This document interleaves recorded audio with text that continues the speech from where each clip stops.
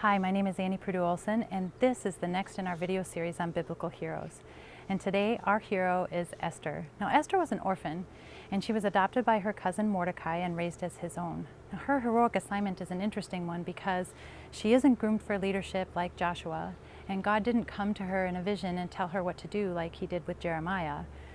Her heroic assignment was like a story that just simply unfolded before her. And it was simply because she was pretty.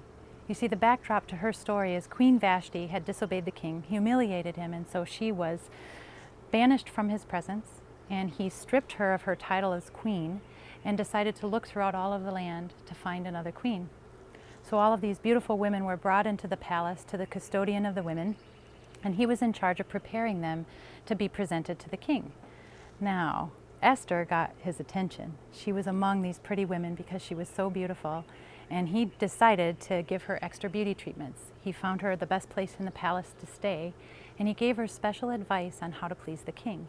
And she took all of his advice, and when she went before the king, it says that he loved her more than all the other women, and she became queen. Now, shortly after she became queen, Haman was promoted to a position of power. And the king ordered all of the people to bow down to Haman. So Haman went to the city gate, and there was Mordecai, Esther's cousin, and he was a Jew. And so he chose not to bow down to Haman because they only bow down to God. Well, Haman was furious. And so not only did he decide to plot against Mordecai, he decided to plot against all of the Jews. And he got the king to sign a decree that on a particular day, in a particular month, all of the Jews would be killed. Now, when Mordecai found this out, he tore his clothes and he put on sackcloth and ashes, and he stayed at the city gate, which is as close as he could get in sackcloth and ashes. And when Esther found out that he was doing this, she sent him clothes. To solve the problem, she sent him clothes.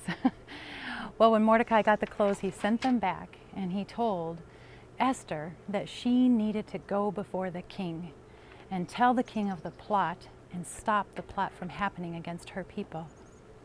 Well, when Esther heard that, she was terrified because she knew that if she went into the throne room, into the presence of the king, without an invitation, she could be killed. So she sent that word back to Mordecai and said, "How could you tell me to do this? I could lose my life." And Mordecai gave her a challenge, a really important challenge. And he said, "Esther, just because you are in your place of comfort, just because you are in the palace does not mean that you will be spared from this treachery." And he challenged her. He said, "Esther, what if it is that you have been put in this position of power, if you have been given this moment in time, in this story, for such a time as this?" I think Mordecai's challenge is for all of us. What are the opportunities, the positions, the places that we can step forward out of our comfort zone into what God has for us? What is our for such a time as this in our life? Well, I like how Esther responded to this one because she didn't stay in her comfort zone. She determined that she would step out of her comfort zone, but she also didn't run into the throne room. She had Mordecai ask everybody to fast and pray with her for 3 days. After 3 days, she steps into the throne room, and her beauty saves her life once again. The king does not kill her, instead asks her what it is that she wants. And instead of jumping in and whining and pleading for the life of her people, she was patient and she was strategic. And she stepped back and she said, "I would like to invite the king and Haman to a banquet." Sometimes when we're called out of our comfort zone, we go all in like crazy to be able to do whatever it is that we feel like we need to do, when sometimes stepping back and making sure that we're hearing God, surrounding us with other people that can advise us and pray with us so that we can move forward patiently and strategically like Esther did. Esther did not rush in. She stepped in sync with God's rhythm in her life. She invited Haman and the king to this banquet, and all the while, the gallows were being built for Mordecai. All the while, the plan was continuing, but yet she was patiently, strategically, waiting for the best opportunity to present her case. Overnight, God even added to her story, okay? No effort of her own, nothing that she was doing in her own strategy, in her own patience, nothing. God gave the king a case of insomnia. He couldn't sleep. So he had the chronicles of the king brought to him, and he read the story of Mordecai.